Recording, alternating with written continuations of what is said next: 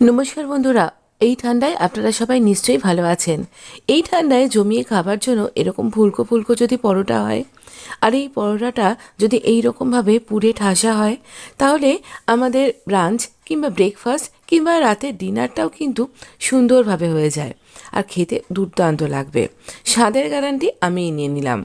সত্যি বলছি, এত নরম তুলতুলে পরোটা। চলুন আজকের রেসিপিটা একবার চোখ বুলিয়ে নিই। এখানে আমি আটা আর ময়দা মিশিয়ে নিয়েছি। এখানে সমান পরিমাণে আটা ময়দা নেওয়া আছে। এক বাটি আটা, এক বাটি ময়দা। পরিমাণ মতন আমি একটু নুন দিলাম। আমরা কিন্তু পুরের মধ্যেও নুন দেব, তাই আটার নুনটা বুঝে দিন। এবার আমি এখানে একটু জোয়ান দিয়ে দিলাম।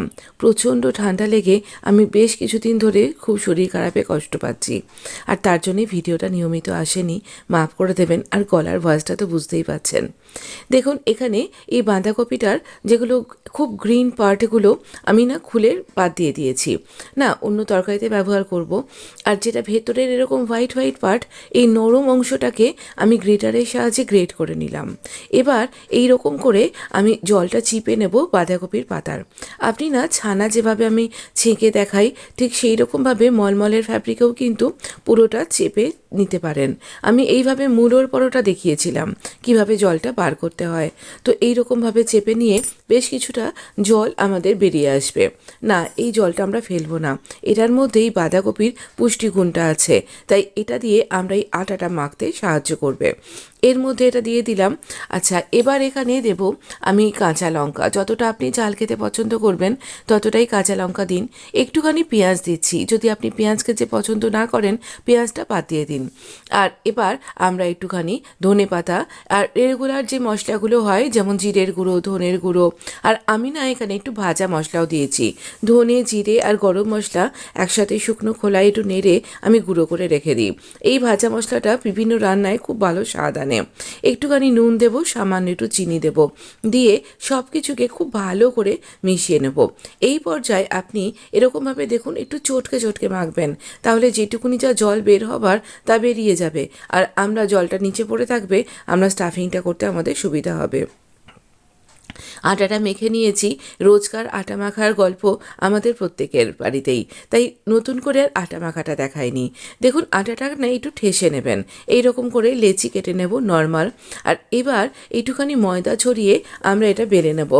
যতটা পাতলা আপনি বেলতে পারবেন ততটাই পাতলা এখানে বেলতে হবে, একদম পাতলা।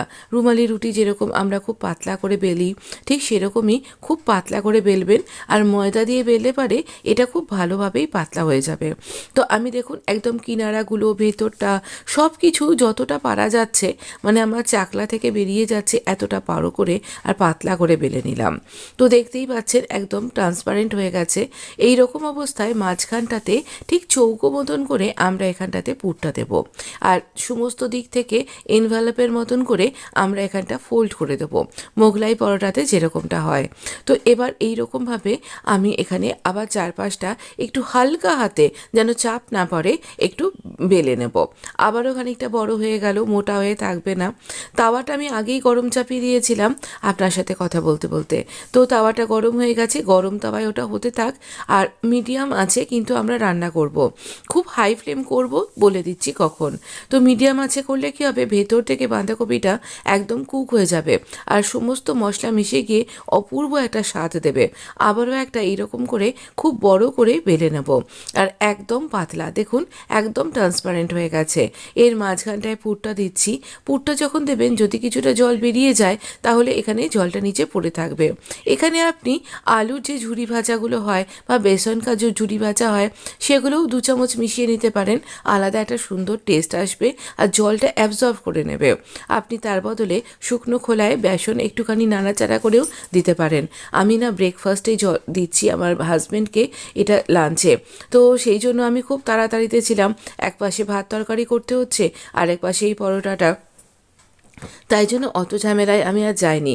আমার পরোটা ফেটে যায়নি আর সুন্দরভাবে এটা কুক হয়ে গেছে। এইবার যখন আমরা তেল দেবো এপিট ওপিট রং ধরে যাবার পর, তখন একটু হাই ফ্লেমে করুন, তাহলে পারে এটা সুন্দরভাবে ফুলে উঠবে। আর এই সময়ের মধ্যে আমাদের বাঁধাকপিটাও কিন্তু সেদ্ধ হয়ে গেছে। তো বাঁধাকপিটার মধ্যে সমস্ত মশলা পড়েছে আর এটার সাথে সব কিছু মিশে গিয়ে অপূর্ব একটা স্বাদ হয়েছিল।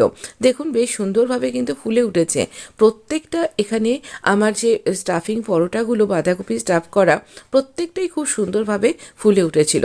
এগুলো আপনাকে একটু ফাস্ট ফরওয়ার্ডে দেখাচ্ছি, নাহলে তো আপনি বোর হয়ে যাবেন। দেখুন এই রকম রং ধরা অবধি আপনি মিডিয়াম ফ্লেমে রান্না করবেন। তারপরে যখন দেখবেন রং ধরে গেছে, তারপর তেল দেবেন যখন, তখন আঁচটাকে হাই করে দেবেন, তাহলে পরোটাটা পারফেক্টভাবে তৈরি হবে। ভীষণ সুন্দর খেতে লাগে। শীতের দিনে রুটি করো, তরকারি করো, পরোটা করো, এত কিছু না করে একটা স্টাফড পরোটা সাথে একটা নলেন গুড়ের মিষ্টি নিয়ে নিলেন, যা আপনি আমার চ্যানেলে অনেক রকমেরই পেয়ে যাবেন। তো দুর্দান্ত জমে যাবে, কিন্তু ভীষণ ভালো লাগে আর মুখে দিলেই মিলিয়ে যাবে। ভীষণ সুন্দর খেতে লাগে, একদম ভেজ মোগলাই পরোটা বলতে পারেন আপনি। তো যাই হোক, এরকম রেসিপি অবশ্যই কিন্তু ট্রাই করতে হবে। একদিন ট্রাই করে আমাকে কমেন্ট বক্সে লিখে জানাবেন আপনার কেমন লাগলো। এখানে আমি আর থালিটা শ্যুট করতে ভুলে গেছি, মানে এখানে আপনি আপনার পছন্দ মতন যে কোনো তরকারি দিয়ে কিন্তু খেতে পারেন, বা রায়তা দিয়ে খেতেও কিন্তু মন্দ লাগবে না। বথুয়া কা রায়তা আমার চ্যানেলে আছে, ভালো থাকবেন।